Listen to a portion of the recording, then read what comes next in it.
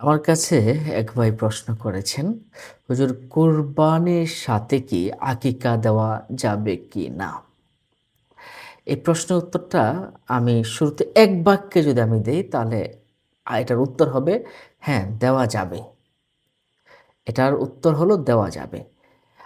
কুরবানি এবং আকিকা আলাদাভাবে করা উত্তম। তবে আপনি যদি কুরবানির সাথে আকিকা করতে চান, এটা নাজায়েজ বা হারাম এটা হবে না। আপনার কুরবানিও হয়ে যাবে, আকিকাও আদায় হয়ে যাবে। নিশ্চয়ই বিষয়টা বুঝতে পারছেন। দেখুন একটা হাদিস বললে হয়তো আপনারা একটু ক্লিয়ার হবেন। সুইলা রাসূলুল্লাহ সাল্লাল্লাহু আলাইহি ওয়াসাল্লাম আনিল আকিকা। রাসূল সাল্লাল্লাহু আলাইহি ওয়াসাল্লামকে আকিকা সম্বন্ধে জিজ্ঞাসা করা হয়েছিল। রাসূল সাল্লাল্লাহু আলাইহি ওয়াসাল্লাম ক্বালু ইয়া রাসূলাল্লাহ। রাসূল সাল্লাল্লাহু আলাইহি ওয়াসাল্লাম তখন বলেছিলেন, যখন জিজ্ঞেস করা হলো আকিকা সম্বন্ধে, তিনি এটা বলেছিলেন যে, "তোমাদের এই যে আকিকা করার দ্বারা বিপদ-আপদ, বালা মুসিবতগুলো তা দূর হয়ে যায়।" সুবহানাল্লাহ, সুবহানাল্লাহ। আলাল গুলামি শাতানি মুকাফাতানি। একজন পুরুষের জন্য, ছোট বাচ্চাদের জন্য ২ টা বকরি। ওয়া আলাল জারিয়াতি শাতান। এবং মহিলাদের জন্য, ছোট মেয়ে বাচ্চাদের জন্য ১ টা বকরি আপনার আকিকা দিতে হবে। মুসান্নাফে আব্দুর রাজ্জাকের ৭৯৬১ নম্বর হাদিস শরীফে এসেছে। আল মুসনাদ আহমদ শরীফের ৬৭১৩ নম্বর হাদিস শরীফে কিন্তু এই হাদিসখানা এসেছে। সম্মানিত দর্শক ও শ্রোতা, আমরা এখন যে বিষয়টা জানব যে এর কুরবানি আমাদের এই আকিকার ক্ষেত্রে গরুর সাথে যদি আমরা দেই তাহলে কয় নামে দিতে হবে?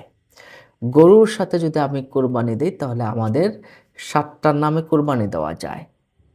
উত্তম হচ্ছে ছেলেদের ক্ষেত্রে ২ টা নামে কোরবানি দেওয়া। ২ টা আকিকা হলে ২ টা নাম দেওয়া উত্তম।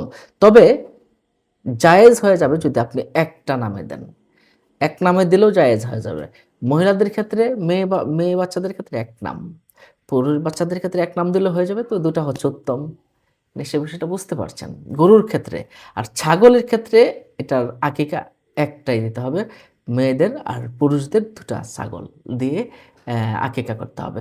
এখন যাদের সামর্থ্য কম আছে বা সামর্থ্য খুবই কম তারা ১ টা ছাগল দিয়ে ছেলে বাচ্চাদের আকিকা করতে পারেন। নিশ্চয়ই বিষয়টা বুঝতে পারছেন। এই বিষয়ে আমরা অনেকেই আছে যে আমাদের মাঝে ফেতনা ছড়ায় যে ৭ জনে কুরবানি দেওয়া যাবে না। এই বিষয়টা একটা ফেতনা। রাসূলুল্লাহ সাল্লাল্লাহু আলাইহি সাল্লাম কিন্তু কুরবানি দিয়েছেন সাহাবায়ে কেরাম ৭ জনে মিলে কুরবানি দিয়ে সহিহ মুসলিমের ১৩৫৮ নম্বর হাদিস শরীফে এই বিষয়টা এসেছে যে খরাজনা মা রাসূলুল্লাহ সাল্লাল্লাহু আলাইহি ওয়াসাল্লাম মুহাল্লিনা বিল হজ।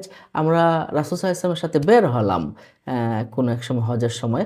আমারনা রাসূলুল্লাহ সাল্লাল্লাহু আলাইহি ওয়াসাল্লাম রাসূল সাল্লাল্লাহু আমাদেরকে আদেশ করেন আন নাশতারিকু ফিল ইবিল ওয়াল বাকার।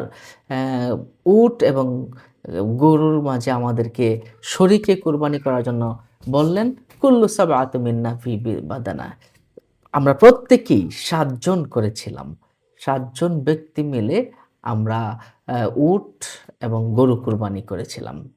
সুবহানাল্লাহ। সুনানে আবু দাউদের ২৮০১ নাম্বার হাদিস শরীফে কিতাবুল আযাহিতে এই হাদিসখানা এসেছে।